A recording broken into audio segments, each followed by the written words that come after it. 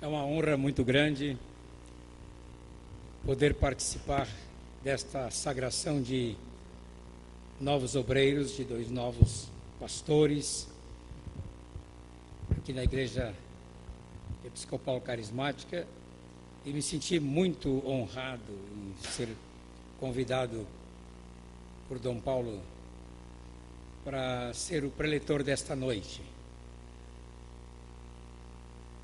Parece-me que ele, de propósito, me fez ficar esperando aqui enquanto o quarteto cantava, para baixar a tensão, né? De pregar neste púlpito. E também me sinto honrado em ter aqui a presença de boa parte, ou se não toda a equipe que estará ali no Seminário Vida.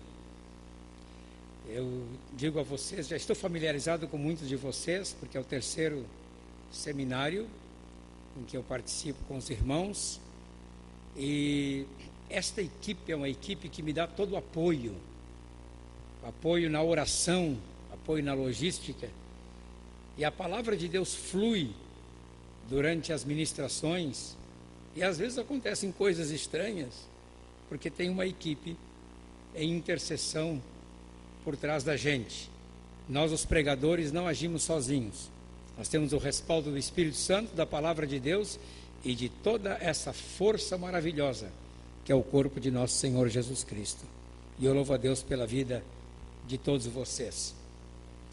Eu preparei uma palavra para trazer essa noite, especialmente porque um dos moços que eu mentoriei durante esses últimos 2 anos, 1 ano e meio, é o Gustavo Abadi, que já o conheço há tantos anos. E eu preparei essa palavra, como falei a Dom Paulo, é uma palavra profética. Uma palavra profética para eles, mas também a todos vocês que estão aqui esta noite. 2 textos o Espírito Santo me deu quando eu estava orando, pedindo: Deus, o que eu vou pregar numa reunião como essa? Eu quero fugir do trivial, quero fugir do comum, mas quero ficar apegado à tua palavra. E Deus me deu 2 textos. O primeiro está em Isaías 21, versículos 6 a 8. Isaías 21, versículos 6 a 8. Pois assim me disse o Senhor: vai, põe o atalaia, e ele que diga o que vir. Quando vir uma tropa de cavaleiros de 2 a 2, uma tropa de jumentos e uma tropa de camelos, ele que escute diligentemente, com grande atenção. Então o atalaia gritou como um leão: Senhor, sobre a torre de vigia estou em pé continuamente durante o dia, e de guarda me ponho noites inteiras. E o segundo texto é o de Ezequiel 3,17. Filho do homem, eu te dei por atalaia sobre a casa de Israel, da minha boca ouvirás a palavra e os avisarás de minha parte. O atalaia era aquele homem que ficava no alto da muralha, dentro de uma torre, muito bem protegido, de onde ele tinha uma visão do alto da cidade, ele tinha uma visão de tudo o que acontecia ao seu redor, geralmente num ângulo de 360 graus, ele tinha uma visão de toda a região. E era sua responsabilidade usar a voz como um megafone. A qualquer hora da noite, a qualquer hora do dia, anunciando o que estava acontecendo. Se ele visse uma tropa de uma legião inimiga chegando, ele tinha que avisar para fecharem as portas da cidade, para defenderem a cidade. E se era uma comitiva real que se aproximava, ele avisava. Portanto, ele era a voz para aquela cidade. E durante a história, Deus sempre manteve atalaias apostos, homens preparados que sabem identificar um amigo de um inimigo, uma visita de uma invasão. E enquanto eu preparava esse sermão, minha mente percorreu rapidamente as páginas da história da igreja, desde o seu começo, passando pelo período chamado período negro da história, até os dias de hoje, e muitos nomes me vieram à mente. Mas também li na história de muitas pessoas que deram as suas vidas como atalaias para que o Evangelho fosse preservado e chegasse até os nossos dias ainda puro e verdadeiro. São esses homens e mulheres que Deus preparou ao longo da história.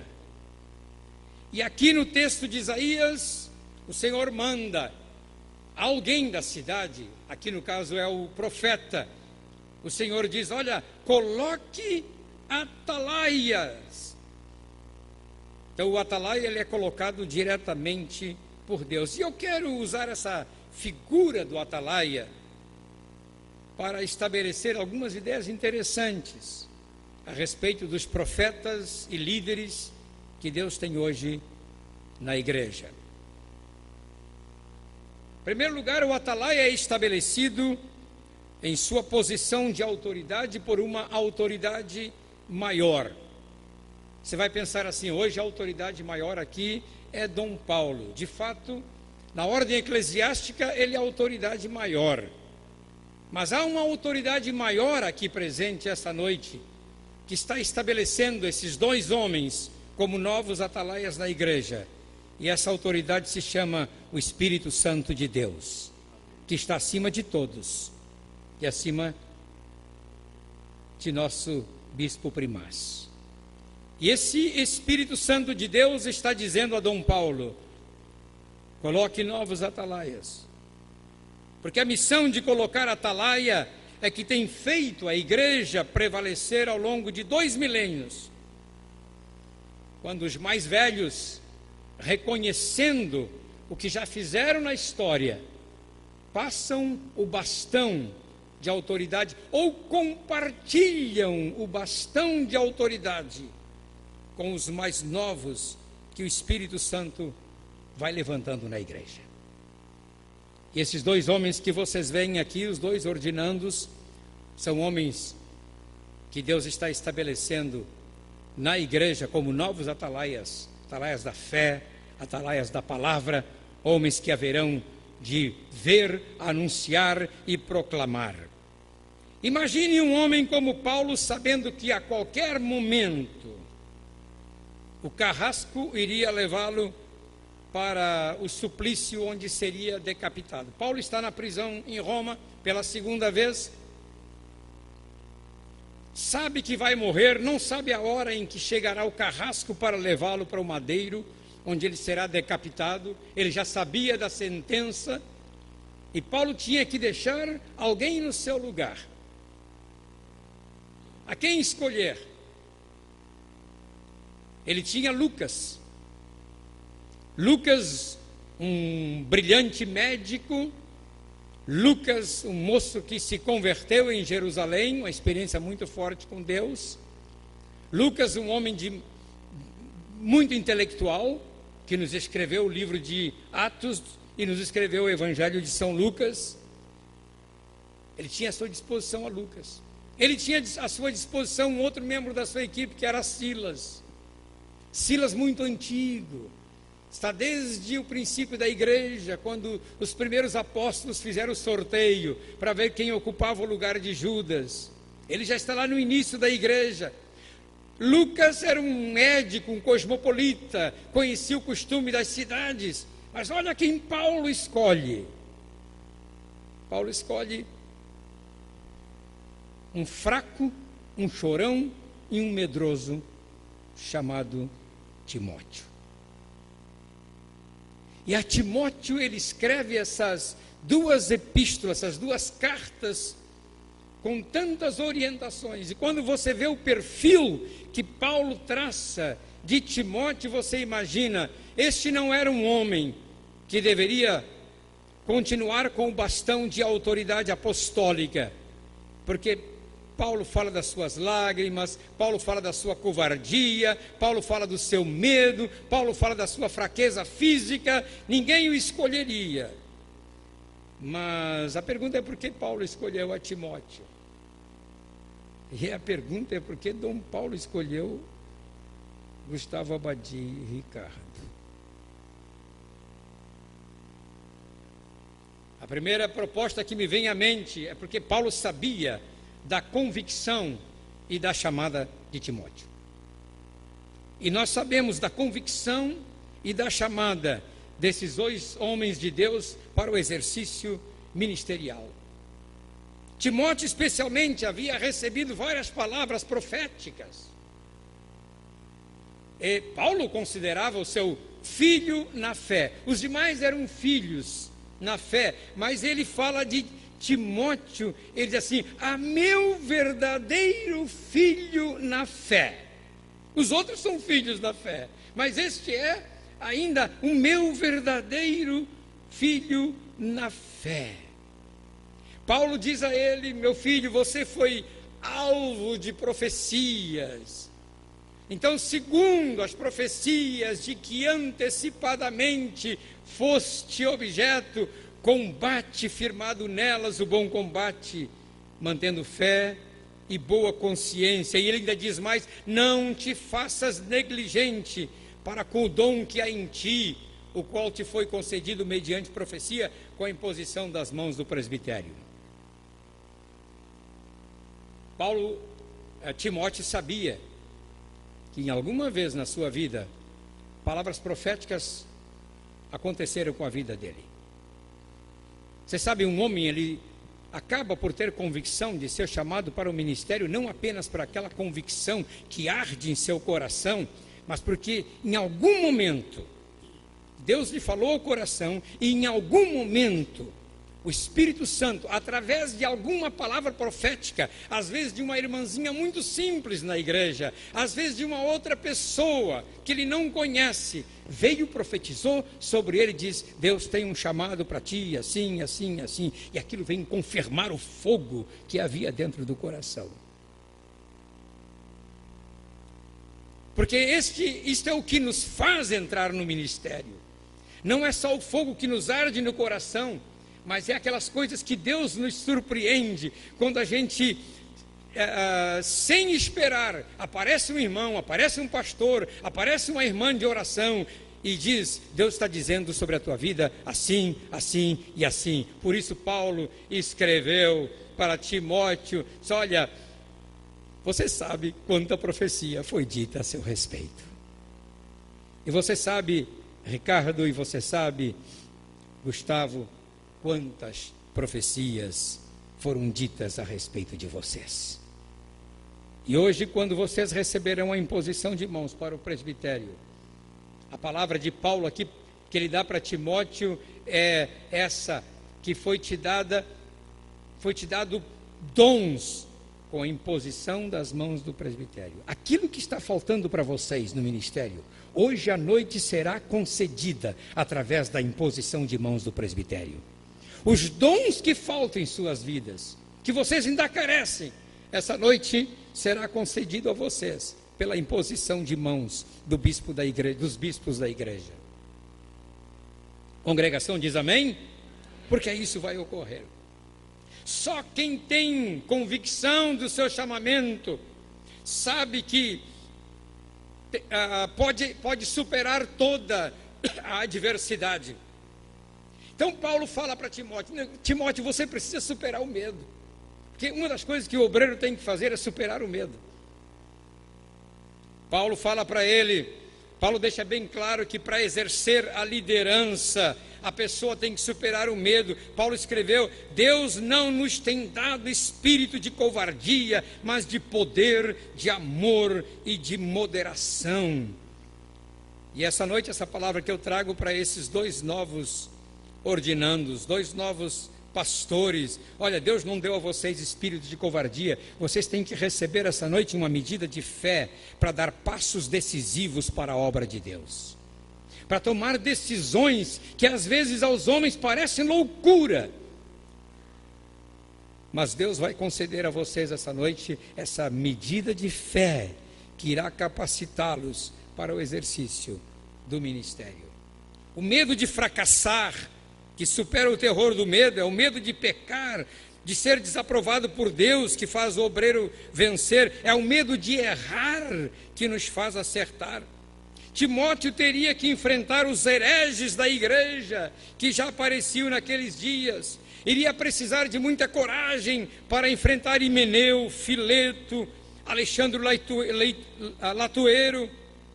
Paulo então teve que escrever para ele, olha, esses homens, a linguagem deles corrói como câncer, entre os quais se incluem Himeneu e Fileto. Talvez a congregação não saiba, mas muitas vezes nós pastores precisamos vencer o medo para confrontar aqueles que trazem heresias e que se tornam hereges dentro da igreja. E por causa disso, às vezes fazemos inimigos, quando nós os confrontamos com a verdade. Timóteo, apesar de ser um moço que tinha esse temor, Paulo diz, você agora vai ter que criar coragem, você tem que enfrentar esses homens, e chega a dizer para Timóteo, o seguinte, Alexandre Latueiro causou-me muitos males, o Senhor lhe dará a paga segundo as suas obras, não é você, Timóteo. E tão grande eram os males cometidos por esses dois, Alexandre e Himeneu, que Paulo os entregou a Satanás. Isso é outra história, não sei como é que faz para entregar alguém a Satanás, mas eu já entreguei. Timóteo também, em segundo lugar, teria que superar o medo para enfrentar os ricos da paróquia e exortá-los a gastar suas riquezas com algo que vale a pena. Porque ele diz para Timóteo, exorta os ricos do presente século, que não sejam orgulhosos, nem depositem a sua esperança na instabilidade da riqueza, mas em Deus que a tudo nos proporciona ricamente para nosso aprazimento, que pratiquem o bem, sejam ricos de boas obras, generosos em dar e prontos a repartir, que esses ricos acumulem para si mesmos tesouros, sólido fundamento para o futuro, a fim de se apoderarem da verdadeira vida. O rico se apodera da verdadeira vida, diz Paulo para Timóteo, contribuindo. Terceiro lugar, Timóteo teria que se confrontar a si mesmo e definitivamente entender que não foi chamado para se enriquecer com o ministério. Esse é o maior dilema nosso. É quando nós somos desafiados a saber o que fazer com os recursos que Deus nos dá. E Paulo então fala para ele, Timóteo, grande fonte de lucro é a piedade, com contentamento. Nada temos trazido para o mundo, nem coisa alguma podemos levar dele. Timóteo, tendo sustento e com que nos vestir, sejamos contentes. E ele disse, ora, os que querem ficar ricos caem em tentação e cilada e em muitas concupiscências insensatas e perniciosas. Então, Timóteo, cuidado com a ganância financeira dentro do seu ministério. É isso que Paulo está falando. O amor ao dinheiro, diz ele para Timóteo, é raiz de todos os males, e alguns nessa cobiça se desviaram da fé e a si mesmos se atormentaram com muitas dores. Tu, porém, ó homem de Deus, foge destas coisas. Antes segue a justiça, a fé, o amor, a constância, a mansidão. E tu, Timóteo, guarda o que te foi confiado. E tu, Ricardo, guarda o que te foi confiado. E tu, Gustavo, guarda essa herança de fé que te foi confiada. Segundo lugar, eu primeiramente falei que o atalaia é posto para ver toda a situação, para sentir. O atalaia tem o compromisso de ver. É interessante como os olhos do atalaia se acostumam à noite, ele consegue enxergar à noite. Quando andei pelo norte da Argentina, naquela região muito alta lá, chamada Jujuy, eles me mostraram como os nativos enganavam os espanhóis, fingindo-se de cactos durante o dia e durante a noite. Então o cacto, ele tem aquela posição, e eles ficavam parados, os índios, com aquela posição, no alto do morro. Os espanhóis olhavam, são cactos, mas eram os índios, cada um na sua posição como se fossem cactos. E toda aquela região, uma região que tem muito cacto no alto das montanhas, chama-se Montanha das Sete Cores. E o atalaia tem que saber discernir se são pessoas ou o que são, se são cactos ou o que são. E o atalaia de Deus nesses dias tem que estar atento aos movimentos no mundo natural e espiritual. Vocês dois, Ricardo e Gustavo, vocês têm que estar atentos aos movimentos do mundo natural e do mundo espiritual. Nós, como atalaias na igreja, temos que perceber as tendências da sociedade e da igreja nos próximos 20 ou 30 anos. E temos que apresentar uma proposta para o futuro. O que será da igreja daqui a 20 anos? Com as mudanças sociais, com o pós-modernismo, com a sociedade liberalizada como está, como será a igreja daqui a 20 anos? Como estamos preparando, ou como devemos preparar a nova geração de nossos filhinhos para daqui a 20 anos? O atalaia, ele tem que estar preocupado com isso. Ele está vendo. Por isso ele cria programas na igreja, já avisando o futuro, olhando lá na frente.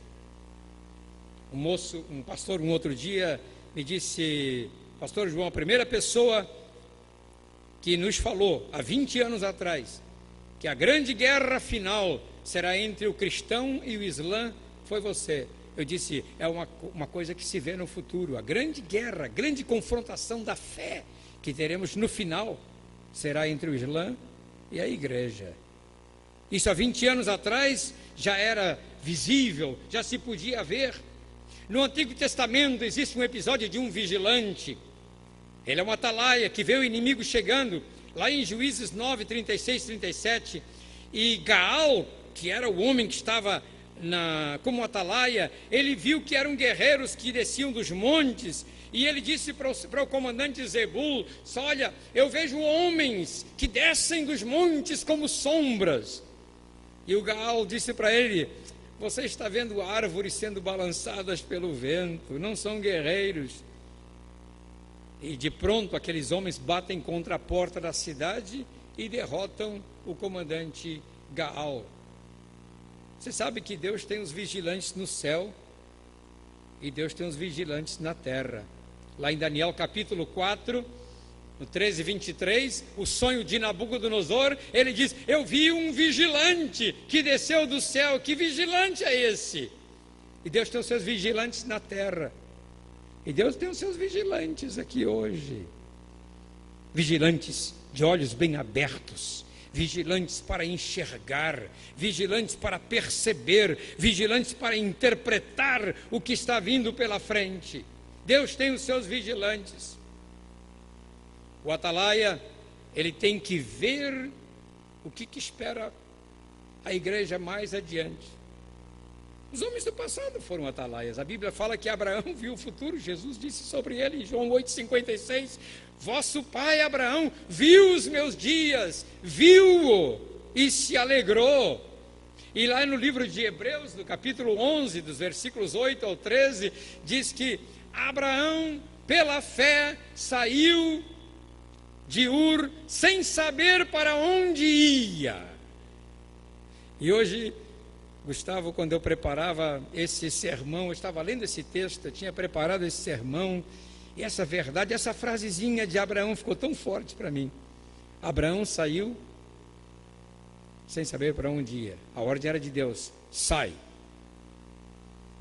E meu amigo, No trabalho pastoral, você nunca sabe onde você vai parar. Você nunca sabe onde você vai parar. Porque de repente o bispo vê que precisa de você no outro lugar. E você tem que obedecer. Você tem que estar sempre com a mala pronta. Você tem que estar sempre disposto a sair. Sempre pronto a mudar de novos ares. Porque essa é a função do obreiro de Deus. Assim como Abraão saiu sem saber para onde ia. Mas ele sabia que tinha um que o estava dirigindo. E nós sabemos a quem nos dirige também. Quando você analisa, eu estava preparando essa mensagem, me lembrando do meu amigo Dom Ximenes, que eu chamo de Alexandre apenas, vocês o conhecem como Dom Ximenes, e eu conheço há tantos anos, e eu comecei a pensar, realmente, Abraão é a figura do pai da fé, porque todos nós os pastores, nós entramos no ministério sem saber o que nos espera logo adiante. O Espírito vem e nos manda para outros lugares para pregar a palavra de Deus. Esse é o custo que nós pagamos. Esse é o custo de conhecer a terra e não poder nela habitar. Porque já temos que arrumar as malas e partir para outra localidade. Mas é a questão de ver o futuro. Abraão viu, ele viu a cidade futura, Jerusalém, a igreja celestial. Essa é a missão do Atalaia, ver essa igreja. Para onde está indo a igreja? E o mesmo texto de Hebreus 11, a partir do versículo 23, fala de Moisés. Moisés preferiu sofrer, desprezou toda a riqueza do Egito, mas sofreu a vergonha da cruz, porque ele via a Cristo e ele via a recompensa da glória de Deus. Abandonou a tudo. Sabe o que faz a nós pastores? Deixe-me dizer para a igreja, sabe o que faz a nós pastores gastarmos a nossa vida no ministério? É que lá no céu vai acontecer uma coisa que acontece com Jesus. Isaías 53:11 fala muito bem desse texto, que Jesus, ele diz assim, ele verá o glorioso fruto, o penoso fruto da sua obra. E lá no céu, Dom Paulo, os bispos, os pastores, nós vamos ver o glorioso fruto diante de nós, que são todos vocês salvos e redimidos pelo sangue de Jesus. E Jesus vai nos chamar para receber a recompensa. E dizer, você não teve muita recompensa na terra, mas olha aqui a sua recompensa. E você vai olhar aquela quantidade de gente que caluniou de você e você ajudou aquela pessoa. Aquela quantidade de gente que mentiu contra você e você perdoou aquela gente. Aquela quantidade de gente que você pastoreou e ela está lá no céu redimida. E Jesus vai dizer, aqui está o fruto do penoso trabalho do seu ministério. E é isso que espera você, Ricardo. E é isso que espera você, Gustavo. E é isso que esperam todos vocês, obreiros. A grande recompensa celestial. Em terceiro lugar, o atalaia é posto para ouvir e discernir. A Bíblia fala no Antigo Testamento da tribo de Issacar, em 1 Crônicas 12:32, que os filhos de Issacar eram conhecedores da época para Israel saber o que devia fazer. Será que os conhecedores da época estão aqui entre os ministros de Deus esta noite? Será que nós estamos apenas vendo a ponta dos nossos pés? Ou nossos olhos estão enxergando longe o caminho que a igreja haverá de tomar? Paulo, ele conseguia prever o que haveria de acontecer séculos adiante e adverte a Timóteo, cuidado, o Espírito já me afirma expressamente que nos últimos tempos alguns apostatarão da fé. Ele vê. Em último lugar, o atalaia é colocado em seu posto para falar. Ezequiel Deus diz a Ezequiel: filho do homem, eu te dei por atalaia sobre a casa de Israel, da minha boca ouvirás a palavra e os avisarás. Coisa mais difícil para nós pastores é termos que falar aquilo que Deus nos diz para falar. O que está na palavra tem que ser falado. Ezequiel tinha uma vantagem sobre nós, porque Ezequiel, Deus o deixava mudo. Interessante, você lê esse livro de Ezequiel, Deus o deixava mudo. Quando ele não tinha nada para falar de Deus, a língua ficava presa. Ele era mudo. Mas quando Deus colocava a palavra na boca, ele falava. Agora para nós é mais difícil, porque a gente fala toda hora e tem que saber qual é que é a palavra de Deus, qual é que é a nossa palavra. Mas de qualquer maneira, nós temos que falar. Por isso que Judas alerta sobre a palavra que os apóstolos falaram. Ele diz: amados, lembrem-se das palavras anteriormente proferidas pelos apóstolos de nosso Senhor Jesus Cristo, os quais vos diziam: no último tempo haverá escarnecedores andando segundo as suas ímpias paixões. São esses que promovem divisões sensuais, que não têm um espírito. Os primeiros apóstolos já viam isto.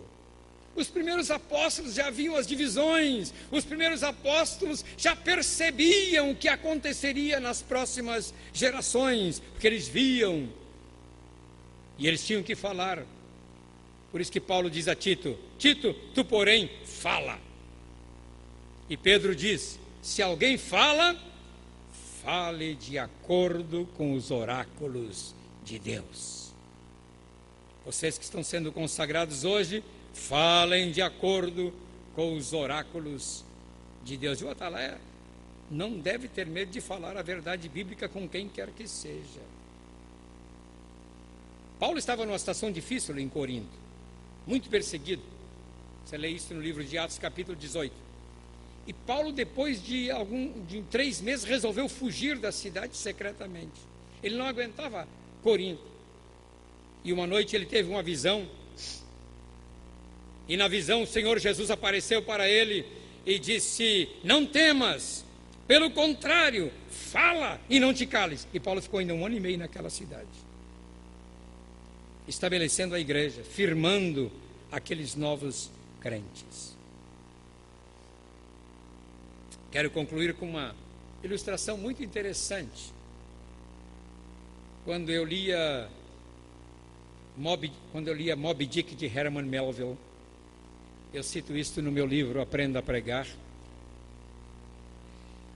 E Herman Melville, na história de Moby Dick, ele abre o livro já no 2º capítulo. Ele está contando a história do pastor Maple, que num domingo pela manhã muito fria, chuvosa, uma manhã fria e chuvosa de um domingo, estava pregando para uma comunidade de pescadores, de onde iria sair o capitão Ismael com a sua embarcação para caçar o maior cachalote, maior, sei, uma baleia que existia. A história de Moby Dick é muito interessante. E ele conta então que a congregação estava toda reunida, entra o pastor e o púlpito da igreja, o púlpito daquela pequena igreja, era na forma de um navio, de uma embarcação, inclusive com essa curva, como a popa de uma embarcação. E o pastor Maple chegou, subiu por uma escadinha de ferro que era grudada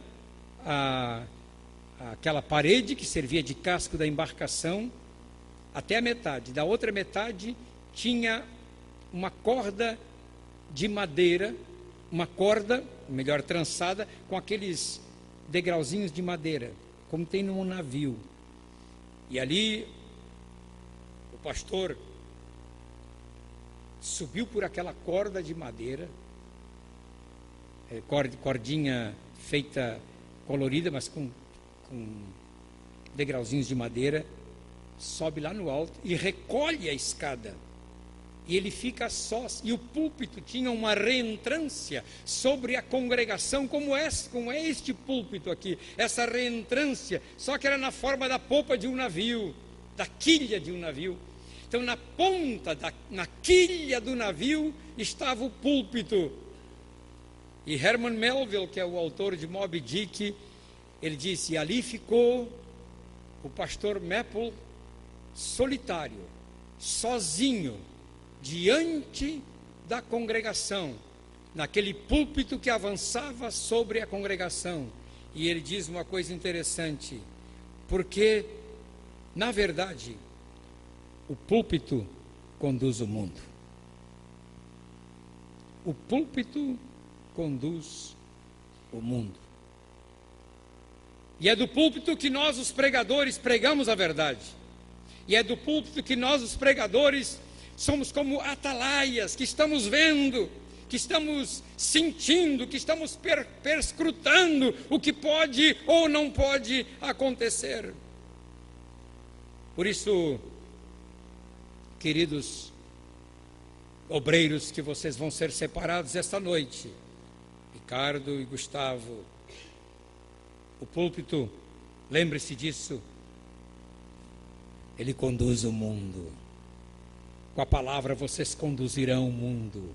Com a pregação nós conduzimos o mundo. E eu deixo esse último texto de Tito para vocês dois. Tornem-se pessoalmente padrão de boas obras. No ensino mostrem integridade, reverência, linguagem sadia e irrepreensível, para que o adversário seja envergonhado, não tendo indignidade nenhuma que dizer a respeito de vocês. E a palavra que Paulo ainda fala a Timóteo, é preciso que o bispo seja respeitado pelos de fora da igreja, para que não fique desmoralizado e não caia na armadilha do diabo. A minha oração essa noite é que esses dois homens se tornem verdadeiros profetas de Deus para a história da igreja nos últimos tempos, que Deus vai escrever através da vida deles. E o povo de Deus diz amém? Deus abençoe vocês.